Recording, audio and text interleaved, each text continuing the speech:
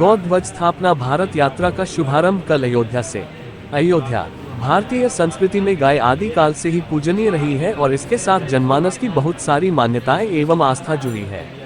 इन्हीं आस्था और सम्मान को देखते हुए आदरणीय शंकराचार्य स्वामी श्री अविमुक्तेश्वरानंद सरस्वती जी ने गौध्वज स्थापना भारत यात्रा की शुरुआत 22 सितंबर को देश की पावन भूमि अयोध्या से करने जा रहे हैं। अयोध्या से शुरू होकर यह यात्रा देश के सभी अंचलों तक होगी और देशवासियों को एक साथ जोड़ेगी। अयोध्या में इस पावन कार्य के लिए कई पूजनीय धर्म गुरु हिस्सा लेंगे और सभी का नेतृत्व शंकराचार्य स्वामी श्री अविमुक्तेश्वरानंद सरस्वती जी करेंगे। ये यात्रा पूरे 1 माह की होगी जो देश के सभी अंचलों से होते हुए जनमानस को जोड़ेगी। देशव्यापी गौ ध्वज स्थापना भारत यात्रा के संदर्भ में शंकराचार्य स्वामी श्री अविमुक्तेश्वरानंद सरस्वती जी ने कहा, देश में हम गायों के निरादर को लेकर चिंतित हैं। भारतीय संस्कृति में गाय को मां स्थान दिया गया है, मगर लोग थोड़े से स्वार्थ के लिए दूसरों की भावनाओं को आहत करते हैं। हम चाहेंगे कि लोग इस गौ ध्वज स्थापना भारत यात्रा जुड़े पूजनीय गौमाता को उसका गौरव व सम्मान दिलाएं।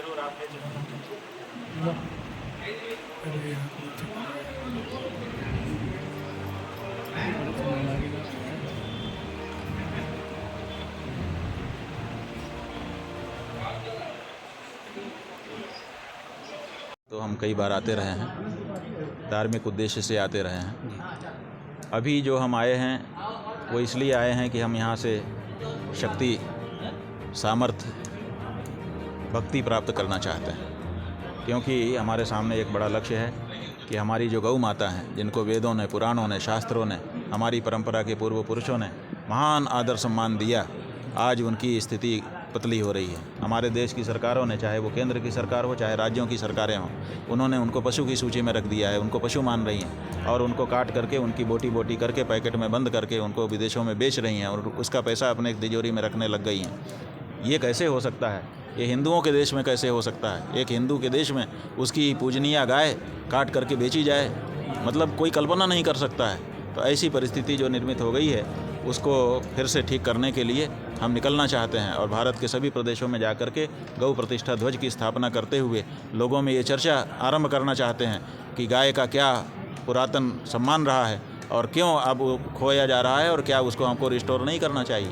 तो इसके लिए शक्ति की आवश्यकता है। वो शक्ति यहीं से मिलेगी, क्योंकि विप्रधेनु सुरसंत हित लीन मनुज अवतार, भगवान ने अवतार धारण ही इसीलिए किया था कि गौओं की रक्षा कर सकें।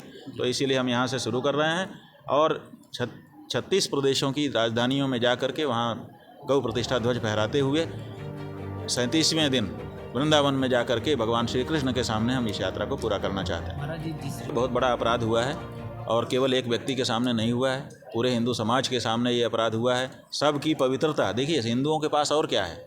हमारे पास और कुछ है नहीं, हमारी पवित्रता है जिसका हमको गौरव है कि हम पवित्र हैं। हम कोई अपवित्र वस्तु अपने मुंह में डालते ही नहीं हैं, चाहे कुछ हो। यही तो हमारी विशेषता है। उस विशेषता को खंडित करने का प्रयास किया गया है इस कृत्य के माध्यम से। इसलिए हम ये मानते हैं कि पूरे हिंदू समाज के विरुद्ध ये अपराध संगठित होकर के योजनाबद्ध रूप से किसी संस्था या व्यक्ति के द्वारा किया गया है। जल्दी से जांच करके उसका पता लगाया जाना चाहिए और उसको कड़ा से कड़ा, कठोर से कठोर। हम तो कहते हैं कि भारत में ये नहीं होता है, लेकिन इसकी ज़रूरत है कि उसको चौराहे पर लोग देख सकें, इस तरह से फांसी पे लटका देना चाहिए, ताकि भविष्य में इस तरह का प्रयास कोई ना कर सके। में संदेश देंगे कि देखो, गाय तुम्हारी पूजनीय है, गाय के आशीर्वाद से सब कुछ मिलता रहा है। आपके पूर्वजों का इतिहास तो पढ़िए, आप उसको भूल गए हैं। आप अंग्रेज़ों के चक्कर में आ गए, आप मुग़लों के चक्कर में आ गए। आप जो है आज की जो काली सरकार हमारी देश की है, वो भी अंग्रेजियत को ही बोलबाला दे रही है। माने गोरे अंग्रेज़ केवल गए हैं, अभी काले अंग्रेज़ यहीं बैठे हुए हैं, उनको आप ध्यान दे रहे हैं। आप उसको ध्यान मत दीजिए। आप अपने धर्मशास्त्रों को, अपनी परंपरा को, अपने इतिहास को देखिए। आपको पता चलेगा कि गावः सर्व काम दुधाः, गाय जो है सब कामनाओं की पूर्ति करने वाली एकमात्र देवता है, जो प्रत्यक्ष देवता है। 33 करोड़ देवता उसके शरीर में निवास करते हैं। उसका अपमान हम सब का अपमान है। जब हमारे प्रतीक का ही अपमान हम नहीं बचा पाएंगे तो अपना अपमान कहाँ से बचा पाएंगे? इसलिए गाय हमारे सम्मान का प्रतीक है। उसकी प्रतिष्ठा होगी तो हमारी भी प्रतिष्ठा हो जाएगी। इसलिए उसके लिए खड़े होने की ज़रूरत है। और हमने ये कहा है, हमने पहले नेताओं से अपेक्षा की थी कि नेता लोग हमारी गाय को बचा देंगे। पहले कांग्रेस से अपेक्षा की कि ये बचा देंगे। वो अपने झंडे में 2 बैल की जोड़ी लेकर के आए, हमने समझा ये बड़े गौ भक्त हैं। उसके बाद दूध पीता बछड़ा वाला गाय का चिन्ह लेकर के चुनाव चिन्ह आए, हमने समझा ये बड़े अच्छे हैं, गाय का काम करेंगे, लेकिन उन्होंने नहीं किया। उसके बाद दूसरे आए, वो कहते थे हम बड़े गौ भक्त हैं, उन्होंने नहीं किया। लंबे समय तक उनकी भी सत्ता हो चुकी है।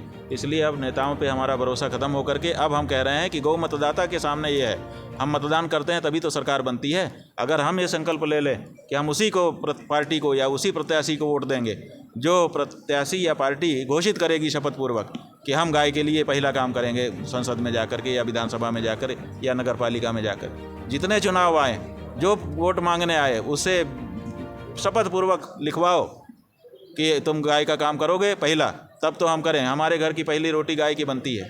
गाय के लिए बनती है, यही बताने के लिए ना कि फर्स्ट प्रायोरिटी में हिंदू के लिए गाय है, तो जो भी कार्य हो वो गाय के लिए पहले हो जाए। अगर ये मतदाता ठान लेंगे, हम कहते हैं पूरे मतदाता ना ठाने, केवल 33 करोड़ ठान लें, तो 33 करोड़ मतदाता अगर गाय के लिए खड़ा हो जाएगा तो इस देश की कोई पार्टी, कोई नेता नहीं है जो गौ भक्त ना हो जाए।